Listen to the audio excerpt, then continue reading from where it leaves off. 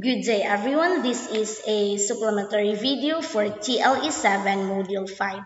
So in this module, we will be talking about performing mensuration and calculations. So the front office service report. So the front office requires that the various types of reports be written well and organized as much as possible. So the staff members need to make sure that once the guest data have been gathered, they have to be converted into individual guest folio. So it is a term which refers to the cash and credit transactions made by the guests of a hotel. So the front desk officers need to generate reports either on a daily or weekly basis as required by the company. So here are the 5 types of front office reports. So first we have the expected arrivals and departure list. We also have the group status report. Next is revenue forecast report, room availability report, and the last one is special arrivals list. So let us first discuss the first type of front office report, which is the expected arrivals and departure list. So this is a report showing the list of guests who are anticipated to arrive or to depart on a particular day.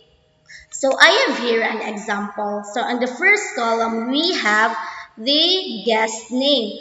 In the second column, the number of guests. On the third column, we have the arrival date. Next column is the ETA. On the fifth column, we have the departure date. Next is room type. We also have the rate code. And the last column is the room number. So in the guest name here, example is Mr. and Mrs. De La Cruz. So number of guests is 2A0C. Arrival date is July 25, 2018. ETA 1:30. Departure date July 26, 2018. Room type LK. Rate code LB. Room number 103. So number of guests 2A0C. So take note that A denotes for adult, meaning 2A, 2 adult. C denotes for child or children. So 0C, it means no children. ETA means estimated time of arrival. So we see here the ETA, which is 1:30. So take note again that rate code CP means corporate contract. LB, it means bed and breakfast. LW, domestic wholesale. RK, rack rate. RO, room only. So let us go back to our example. So rate code here is LB. So it means bed and breakfast. Next is room type code. So room type code L meaning luxury room. So if it is LK, so meaning luxury room king bed. If it is LKS, it means luxury room 2 times king single beds. We also have the S meaning standard room. So if it is SD, it is a standard room double bed.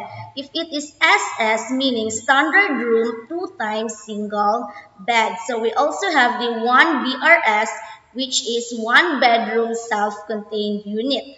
Next is 2BRS, meaning 2 bedroom self-contained unit. So let us go back to our example again. So room type here is LK. So LK means luxury room king bed.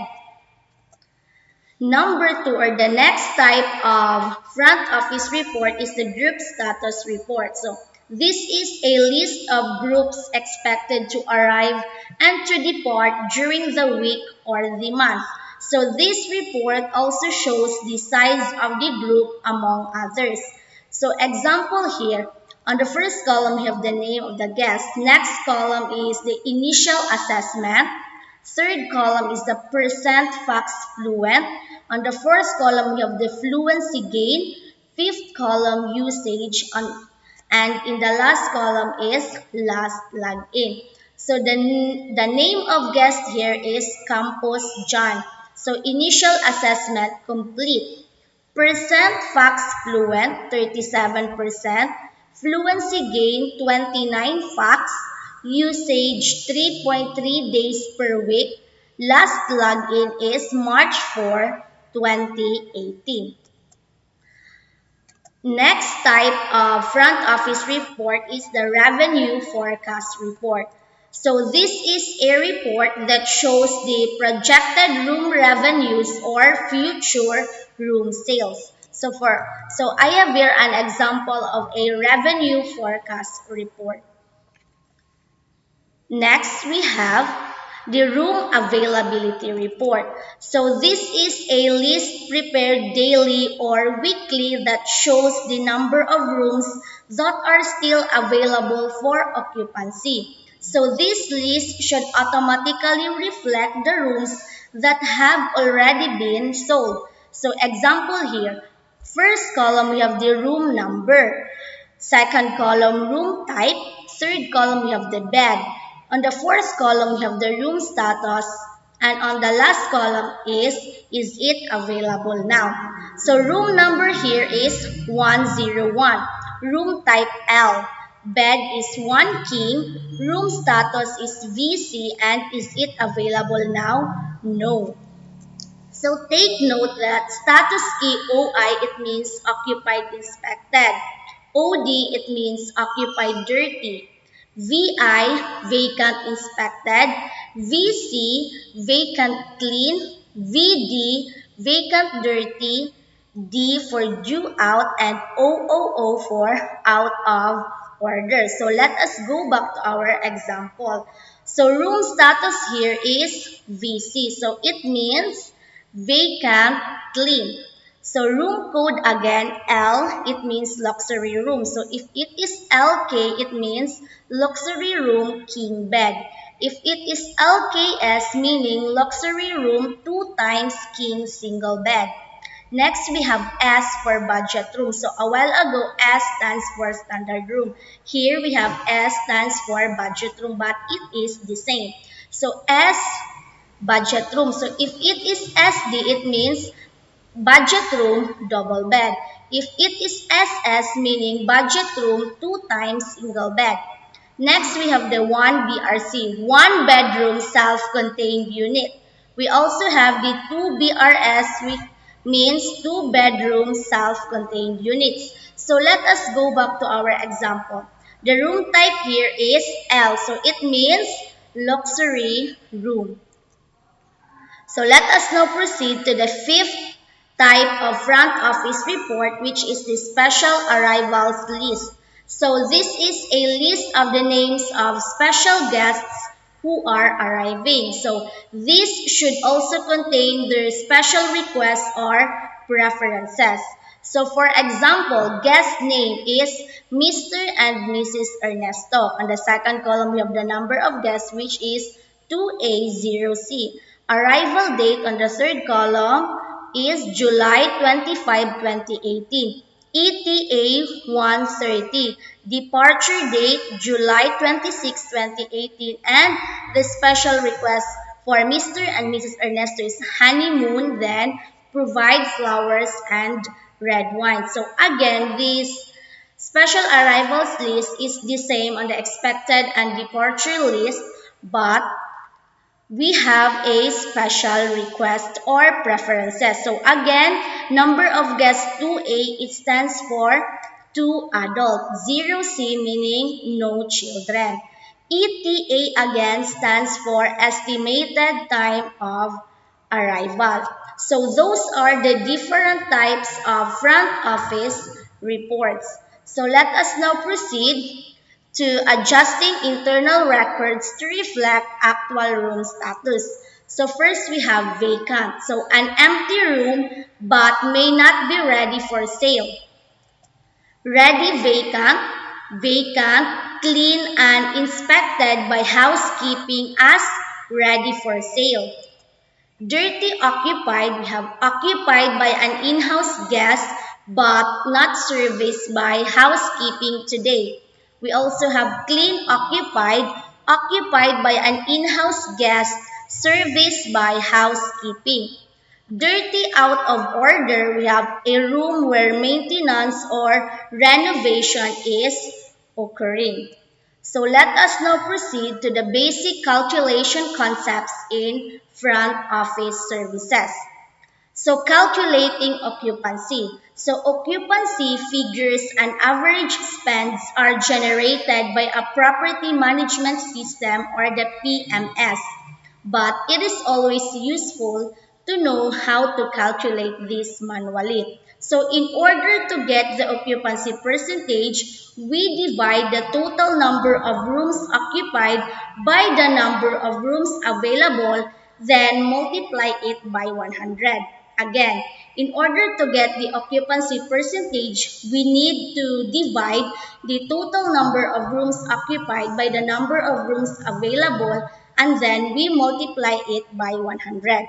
For example, assuming that the total number of rooms available is 25 and the total number of rooms occupied is 20. Find the occupancy percentage. So as we all know, the total number of rooms available is 25 and the total number of rooms occupied is 20. So we need to calculate the occupancy percentage. So occupancy percentage is equals to 20 divided by 25 times 100. So 20 divided by 25 is 0.8, and then we copy the multiplication sign as well as the 100. So 0.8 times 100 is 80%. Therefore, the occupancy percentage is 80%. Next, calculating multiple occupancy percentage. So to calculate multiple occupancy percentage, divide the number of rooms sold, then multiply by 100. Again, to calculate multiple occupancy percentage, divide the number of rooms sold, then multiply by 100.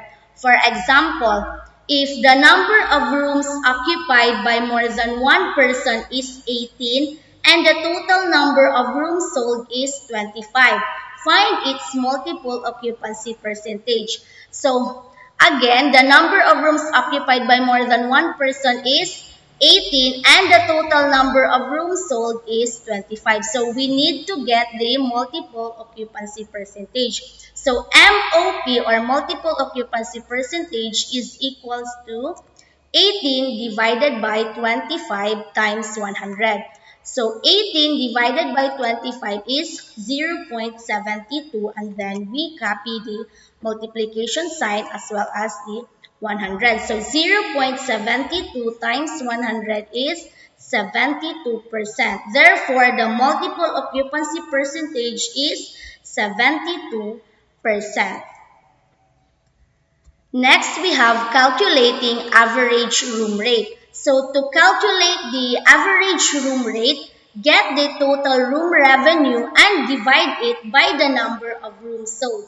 Again, to calculate the average room rate, get the total room revenue and divide it by the number of rooms sold. So for example, assuming the total room revenue is 30,500 and the number of rooms sold is 20, then find the average room rate. So total room revenue is 30,500 and the number of rooms sold is 20. So we will now calculate the average room rate. So average room rate is equals to 30,500 divided by 20. So 30,500 divided by 20 is 1,525. So therefore, the average room rate is 1,525 pesos. Next, calculating average rate per guest. So to calculate the average rate per guest, get the total room sales and divide it by the total number of guests. Again, to calculate the average rate per guest, get the total room sales and divide it by the total number of guests. So for example, if you have a total room sale of 40,200 pesos and you have a total of 20 guests, then find its average rate per guest. So the total room sale here is 40,200 pesos and the total number of guests is 20. So we need to find the average rate per guest. So average rate per guest is equals to 40,200 pesos divided by 20. So 40,200 divided by 20 is 2010. Therefore, the average rate per guest is 2010 pesos.